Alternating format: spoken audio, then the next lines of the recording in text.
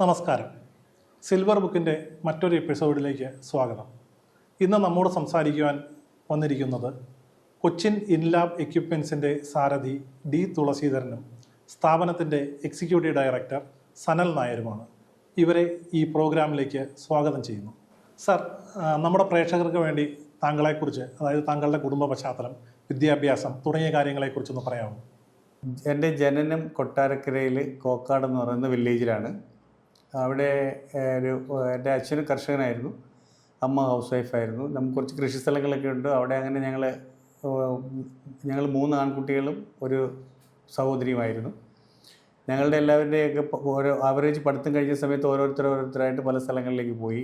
എൻ്റെ മൂത്ത ബ്രദർ ആദ്യം ബോംബെയിലേക്ക് മൂവ് ചെയ്തു.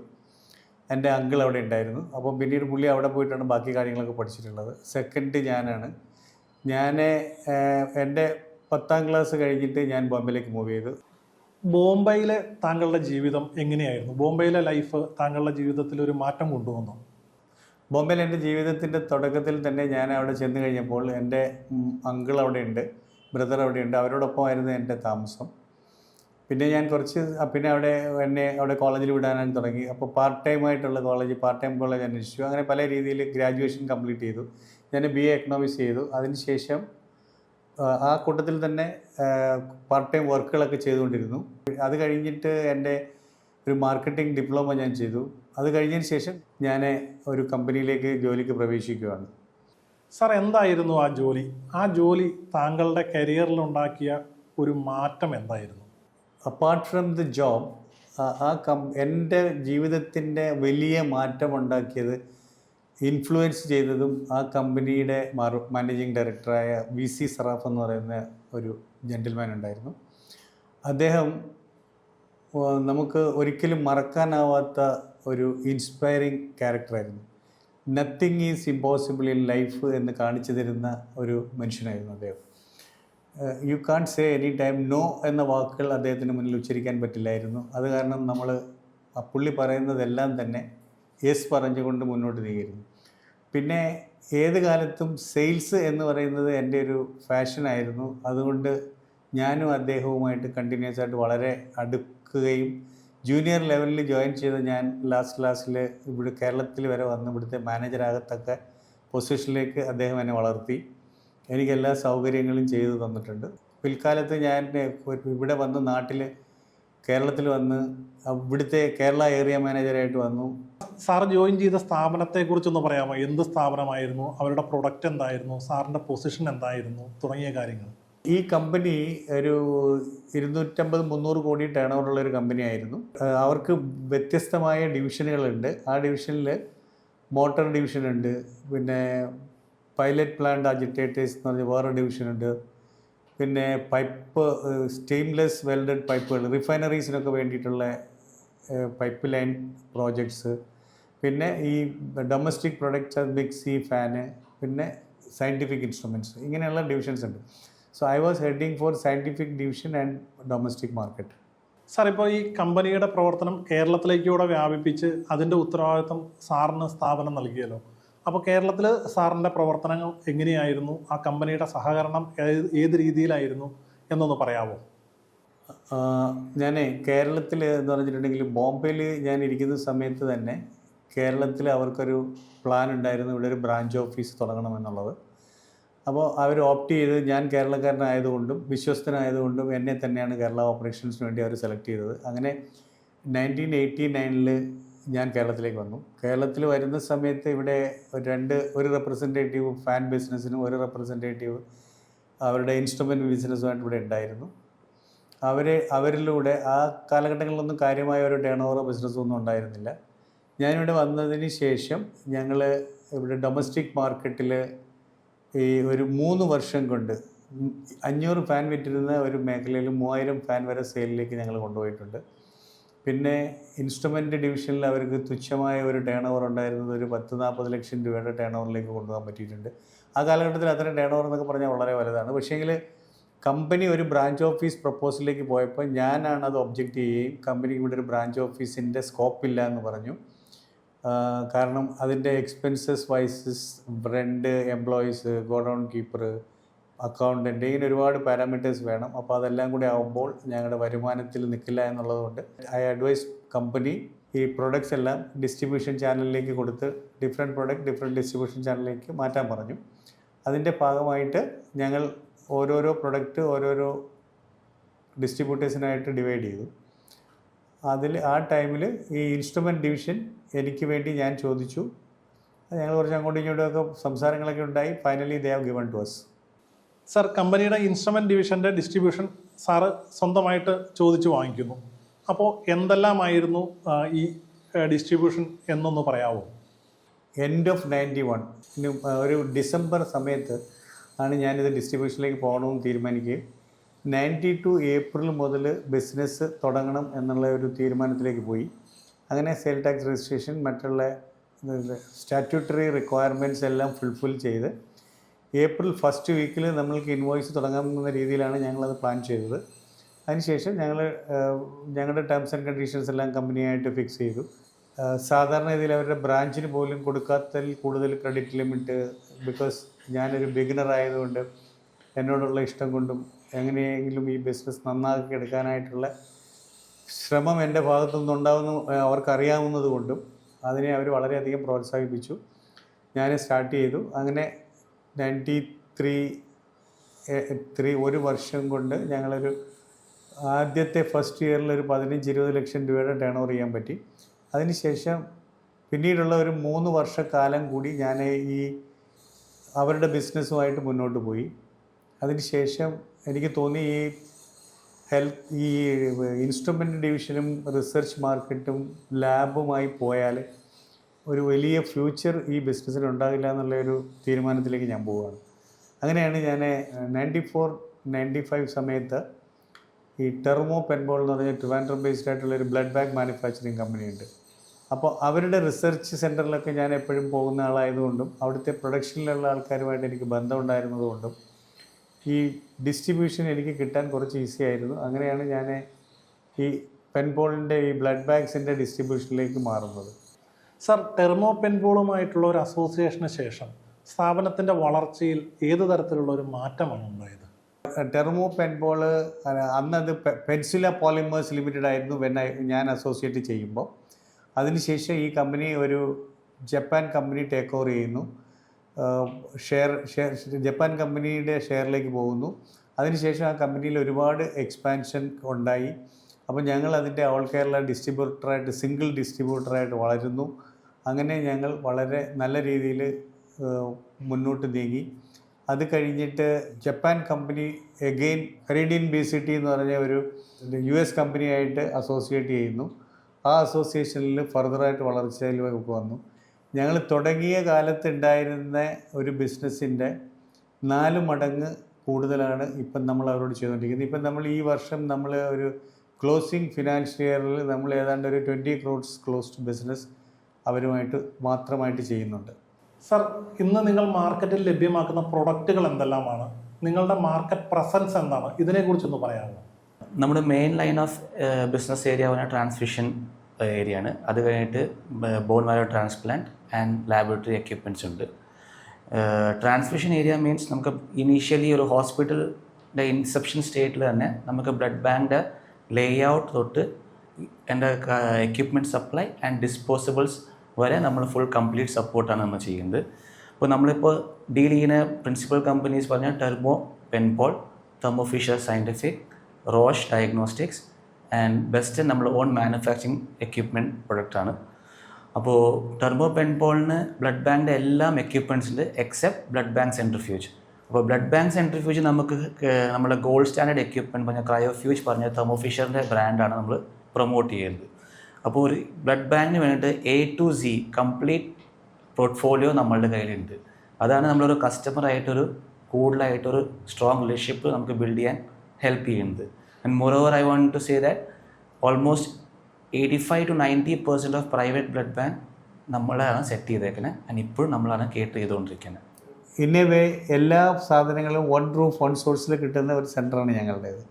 അപ്പോൾ അതുകൊണ്ട് കേരളത്തിലുള്ള ഏതാണ്ട് 85-90% ഓഫ് ദ ബ്ലഡ് ബാങ്ക്സ് ഞങ്ങളുടേതാണ്. അതിൻ്റെ സർവീസ്, അതിൻ്റെ QC, അതിൻ്റെ എല്ലാ കാര്യങ്ങളും എന്താണെന്ന് വെച്ചിട്ടുണ്ടെങ്കിൽ ഞങ്ങൾക്ക് തന്നെ ആപ്ലിക്കേഷൻ സ്പെഷ്യലിസ്റ്റ് ഉണ്ട്, ഞങ്ങൾക്ക് തന്നെ എഞ്ചിനീയേഴ്സ് ഉണ്ട്, ഞങ്ങൾ തന്നെ ഈ കമ്പനികളുടെ സർവീസ് ഫ്രാഞ്ചൈസീസ് ആണ്. Our speciality is that we don't depend on anybody by doing service. We do everything ourselves in our organizational setup. Sir, ചുരുങ്ങിയ കാലത്തിനുള്ളിൽ കേരളത്തിലെ പ്രമുഖമായ ആശുപത്രികൾ, ലാബുകൾ, ഇവരുടെ എല്ലാം പങ്കാളികളായി നിങ്ങൾ മാറി. ഇതിന് പിന്നിൽ നിങ്ങൾ നടത്തിയ ഒരു ഹാർഡ് വർക്ക്, ഒരു ടീം വർക്ക് ഇതുണ്ട്. അതിനെക്കുറിച്ചൊന്ന് പറയാമോ? അച്ഛൻ ആദ്യം വന്നിട്ട് ധനരാജിൻ്റെ ഒരു ബ്രാൻഡ് നെയിം നമുക്ക് ഹെൽപ്പ് ചെയ്തു സെറ്റപ്പ് ചെയ്യാൻ. ആൻഡ് ഇനീഷ്യലി നമ്മൾ കസ്റ്റമർ, ഞാൻ ആദ്യം പറഞ്ഞ പോലെ തന്നെ നമ്മൾ ബ്ലഡ് ബാങ്ക് ഒരു സ്റ്റാർട്ട് ചെയ്യുമ്പോൾ, ബ്ലഡ് സെൻറ്റർ സ്റ്റാർട്ട് ചെയ്യുമ്പോൾ തന്നെ നമ്മൾ ഇനീഷ്യൽ ലേ ഔട്ട് തൊട്ട് നമ്മൾ കസ്റ്റമറുടെ കൂടെ ഇൻവോൾവ് ആണ്. And to the end of it നമ്മൾ അതുപോലെ ഫുൾ ടൈം സപ്പോർട്ട് ചെയ്തുകൊണ്ടിരിക്കും. അപ്പോൾ നമ്മളൊരു കസ്റ്റമറിൻ്റെ അടുത്ത് പോകുമ്പോൾ ജസ്റ്റ് ഒരു എക്യുപ്മെൻറ്റ് സെല് ചെയ്യാൻ വേണ്ടി മാത്രമല്ല, നമ്മൾ കസ്റ്റമറിന് കൂടെ ഇൻവോൾവ് ചെയ്തിട്ട് ആ കസ്റ്റമറിൻ്റെ കൂടെ ഗ്രോ നമ്മളും ചെയ്യും, കസ്റ്റമറും ഗ്രോ ചെയ്യും. അപ്പോൾ അവരുടെ ഒരു ബഡ്ജറ്റ് അലോക്കേഷൻ നോക്കിയിട്ടാണ് നമ്മൾ ആ എക്യുപ്മെൻറ്റ്സ് അടക്കം സജസ്റ്റ് ചെയ്യാറ്. In 92 when I started, it was my first project was IMA Blood Bank Ernakulam. That was the starting which I have done it. So that was my reference center, continuing, and their support, IMA secretary, panel members, everyone was appreciated us by doing it. So there my journey started. So every time we have look back and tell to the customer that, see that how it is running. Even today in IMA Blood Bank is with a very, very cordial relation with us after 33 years. That is how our market presence stands. Every customer on 24 hours we reach, ensure that if they have any problem will be attended. These are the major things which customers are with us, and almost everything is on a reference. Wherever we have done, the customer will refer to another. Sir, നിങ്ങൾ കൊടുക്കുന്ന സർവീസിൽ ഒരു പ്രധാന മേഖലയാണല്ലോ nucleic acid testing. എന്താണ് nucleic acid testing, അതിൻ്റെ സാധ്യതകൾ, അതിനെക്കുറിച്ചൊന്ന് പറയാമോ? നാറ്റ് test പറഞ്ഞാൽ ന്യൂക്ലിക് ആസിഡ് ആംപ്ലിഫിക്കേഷൻ ടെസ്റ്റിംഗ് ആണ്. ഇത് പറഞ്ഞ പോലെ നമ്മൾ ബ്ലഡ് ബാങ്കിൻ്റെ ഇനീഷ്യൽ സ്റ്റേജിലാണ് നമ്മൾ ഇൻവോൾവ് ആണ്. അപ്പോൾ നമ്മൾ ഓരോ കാര്യങ്ങൾ ഓരോ ടൈമിൽ പുതിയ പ്രൊഡക്റ്റ്, ലേറ്റസ്റ്റ് പ്രൊഡക്റ്റ് ഇൻട്രൊഡക്ഷനാണ് നമ്മളുടെ മോട്ടോ. ആൻഡ് അതിൽ കസ്റ്റമറിനും ആൻഡ് ഇൻ ഷോർട്ട് നമ്മൾ പേഷ്യൻസും ഡോണേഴ്സും ലേറ്റസ്റ്റ് ടെക്നോളജി പ്രൊവൈഡ് ചെയ്യാൻ നമ്മളുടെ മോട്ടോ. അപ്പോൾ നമ്മൾ ഈ നാറ്റ് ടെസ്റ്റ് കൊണ്ടെന്ന് പറഞ്ഞാൽ ഇപ്പോൾ നടന്നുകൊണ്ടിരിക്കുന്ന മാൻഡറ്ററി ടെസ്റ്റ് LICയും ക്ലിയർ ടെസ്റ്റുകളൊക്കെയാണ് ഗവൺമെൻറ് മാൻഡറ്ററി ടെസ്റ്റുകൾ. ബട്ട് അതിലൊരു ഷോർട്ട് ഫോൾ ഉണ്ട്. നല്ലൊരു വിൻഡോ പീരീഡ് പറഞ്ഞ ഇത് ഭയങ്കര കൂടുതലാണ്. ഒരു പേഷ്യൻറ്റിന് ഒരു ഡോണറിന് ബ്ലഡ് കൊടുക്കുമ്പോൾ ഒരു ഇനീഷ്യൽ വിൻഡോ പീരീഡ് ഉണ്ട്. ആ വിൻഡോ പീരീഡിൽ നമുക്ക് ആൾക്ക് HIV, ഹെപ്പറ്റൈറ്റിസ് B, ഹെപ്പറ്റൈറ്റിസിൻ്റെ ഏതെങ്കിലും ഒരു വൈറസ് അവരുടെ ബോഡിയിൽ ഉണ്ടെങ്കിൽ it takes around 15 to 20 days ഒരു വിൻഡോ പീരീഡ് ഉണ്ട്. ആൻഡ് HIV-ക്ക് I think it's more than 7 days. അപ്പോൾ നമ്മൾ നാറ്റ് ടെസ്റ്റിൻ്റെ ഒരു ഗുണം പറഞ്ഞു കഴിഞ്ഞാൽ window period is around 3 days. അപ്പോൾ അത്രയ്ക്കും നമുക്ക് സേഫസ്റ്റ് ബ്ലഡാണ് നമുക്കൊരു പ്രൊവൈഡ് ചെയ്യാൻ പറ്റുന്നത്. അത് നമ്മളുടെ കസ്റ്റമറിനെ നമ്മൾ എഡ്യൂക്കേറ്റ് ചെയ്ത്, ഡോണേഴ്സിനെ എഡ്യൂക്കേറ്റ് ചെയ്തിട്ട് നമ്മൾ അതിന് വേണ്ടിയുള്ള മാക്സിമം പ്രയത്നമാണ് ചെയ്തുകൊണ്ടിരിക്കുന്നത്. അതിനുവേണ്ടി നമ്മൾ ഇനീഷ്യലി നാറ്റ് സെൻറ്റേഴ്സ് നമ്മൾ തുടങ്ങി വെച്ചത് തൃശ്ശൂർ ജൂബിലി ഉണ്ടായിരുന്നു, MCC തലശ്ശേരി ഉണ്ടായിരുന്നു, ആൻഡ് കിംസ് ട്രിവാൻഡ്രം ഉണ്ടായിരുന്നു. അത് നമ്മൾ ഇനീഷ്യൽ നമ്മുടെ സെൻറ്റേഴ്സ് ആയിരുന്നു. ലേറ്റർ ഓൺ നമ്മൾ ഇപ്പോൾ നമ്മളിരിക്കുന്ന സ്റ്റേജ് പറഞ്ഞാൽ എറണാകുളത്ത് almost all the private hospitals are doing NAT test. Sir, Cochin Inlab equipments എന്ന സ്ഥാപനം ബിസിനസ്സിൽ കാത്തു സൂക്ഷിക്കുന്ന എത്തിക്കൽ ആൻഡ് മോറൽ വാല്യൂസ്, അതിനെക്കുറിച്ചൊന്ന് പറയാമോ? മെയിൻലി നമ്മൾ ഡീൽ ചെയ്യുന്ന എല്ലാം കമ്പനീസ്, എല്ലാം മൾട്ടിനാഷണൽ കമ്പനീസാണ്. ആൻഡ് അവർക്കൊക്കെ FCPA ഗൈഡ് ലൈൻസ് ഉണ്ട്. ആൻഡ് ആ സെയിം ഗൈഡ് ലൈൻസ് തന്നെയാണ് നമ്മളിവിടെ എല്ലാം ഫോളോ ചെയ്യുന്നത്. ആൻഡ് എത്തിക്സും മോറൽ പറഞ്ഞാൽ നമ്മളൊരു കാര്യം കമ്മിറ്റ് ചെയ്ത് കഴിഞ്ഞാൽ ആ കസ്റ്റമറിന് അതിന് എൻഡ് വരെ അത് പ്രൊവൈഡ് ചെയ്തിരിക്കും. അതിന് നമ്മൾ ബാക്ക് ഔട്ട് ആവാറില്ല. And in short in future എന്തെങ്കിലും പ്രശ്നം വരാണെങ്കിലടക്കം നമ്മൾ സൊല്യൂഷൻ അടക്കം നമ്മൾ തന്നെ അത് ചെയ്തു തരാറുണ്ട്. സർ, കൊച്ചിൻ ഇൻലാബ് എക്യുപ്മെൻറ്റ്സ് 33 വർഷം പിന്നിട്ടിരിക്കുന്നു.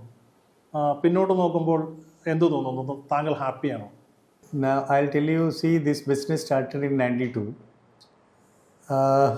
with no money, I could say. It was something around borrowed some money I brought in for my deposits and all those.